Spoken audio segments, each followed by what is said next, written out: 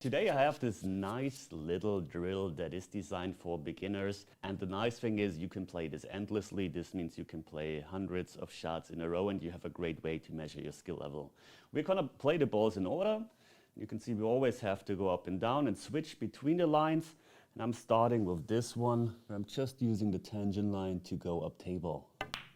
The thing you have to consider here is, because as you can see, you have to go from the 2-ball down table, so you definitely don't want to end up straight. If you're ending too far on that side, it's tricky because you have to avoid this traffic here. This is perfect in that case because I can just go down table one rail, just high on the cue ball, avoid this ball, and then come down table. Now here it's basically the same. I don't want to end up straight. I mean, this angle, of course, here, where I can stun up, like with ball in hand on the first one, is the ball in hand angle. But imagine you want to cross the line all the way to go to here, then you're easily behind the ball. So you're not always trying to get the ball in hand position. Sometimes you have to play what the table gives you, and you definitely have to do that in this drill. Two options on this one. I could make the shot itself easier and just stun over, but then, yeah, I mean, it's okay. Position can get a bit of way of you if you end up here, or you can play the shot or make the shot a bit more difficult by playing this with high. And a trace of inside spin to definitely avoid that 5-ball. Same here, this is, by the way, gonna be the most very important shot because the outside balls obviously are a bit easier to reach compared to the inside balls. Now, interesting question here. Think about, you also want to have an angle on the 5-ball. Now, should I once again try to go with inside spin to here? Or do I might want to now actually come around 1, 2, maybe 3 rails, but I don't want to get straight. Let's see. I'm going for the low left, 3 rails. So I'm picking my, I would say here would be a nice target on the 3rd rail. That's important to pick.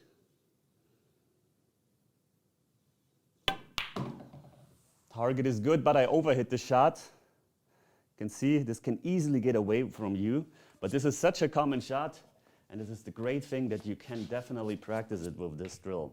Now I have to work. I need to cut that in.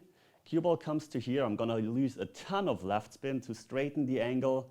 Here the angle should be straightened again, and I wanna come back out. Keep in mind you wanna have an angle from the 6 to go back to the 1-ball. So this is a really tricky shot. It definitely isn't beginner friendly now.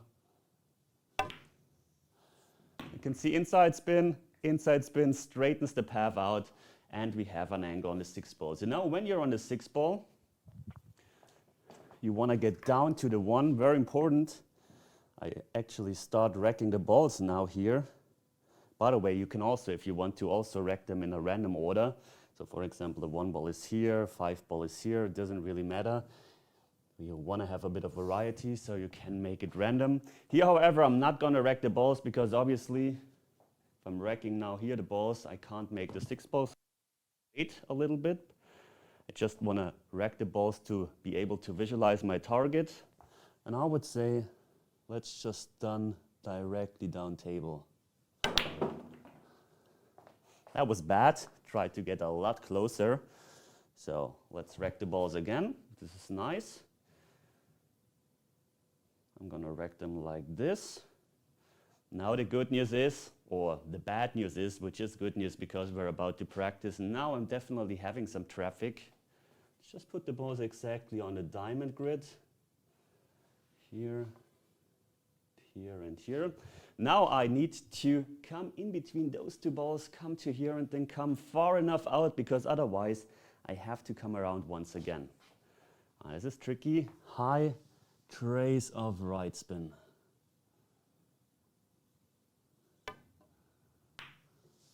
Just like this, I underhit the shot a bit, and you can see how tricky this easy drill can get if you're not getting the right angle.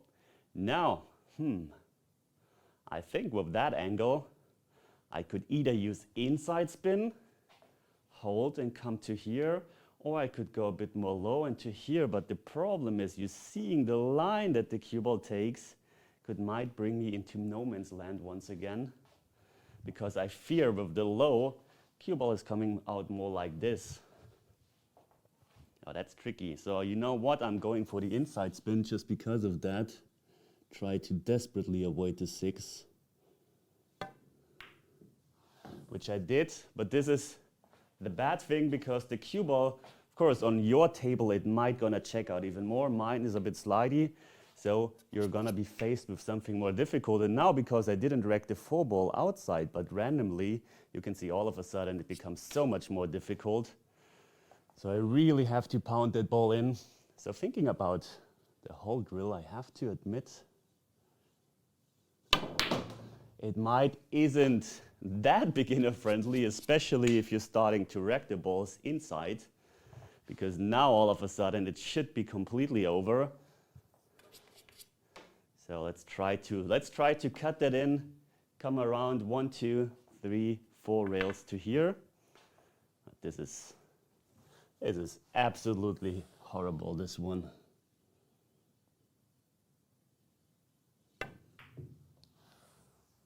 Cut it in.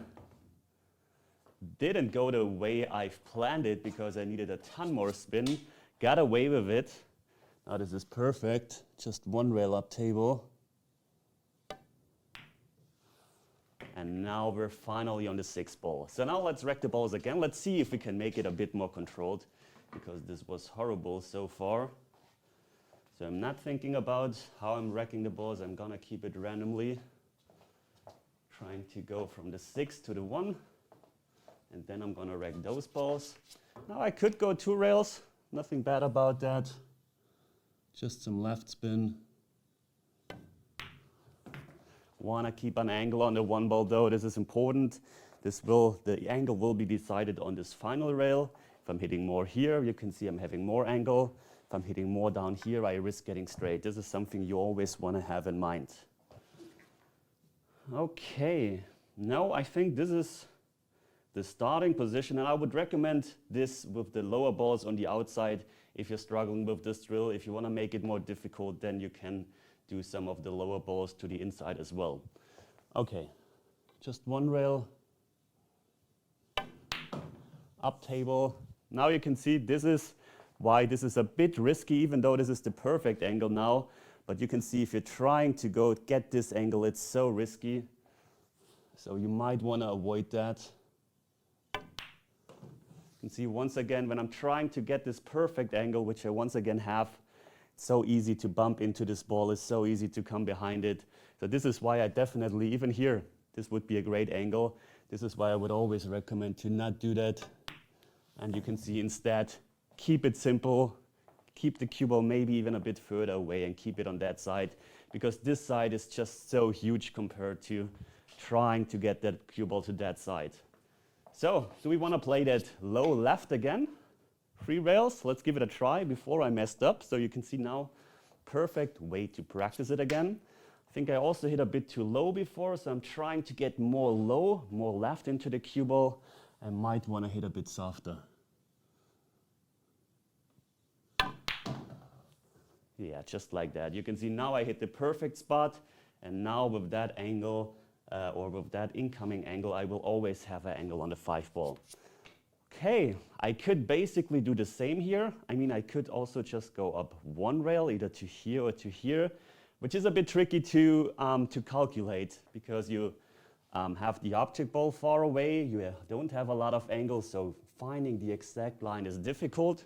It's something you have to practice, but just because of that, you could basically play the same shot, even though it's a bit more difficult in terms of execution. But the better you're getting with shot making, the more beneficial this way of approaching the position is gonna get. So let me show you that. Low left. Now come 2 rails up table. You can decide which the final, was something someone outside, where you want to hit the final rail, and because of that you will always have it very controlled and you will always have an angle. So now once again you would go from the 6 to the 1, very important. Rack the balls before, because if you're racking them randomly you will not know where the 1 ball is going to be. So this here would be just a 1 rail path, just a center ball. and you missed it, and this means end of the run. And I think we had like 18 balls or something like that, 18 or 24, I don't know. And this is the drill. So yes, I know it's maybe in the beginning a bit difficult, but if you're always trying to get the right angles, work on your speed control, do those common shots that come up all the time when you're playing pool, then this is going to be real beneficial for your game. Enjoy.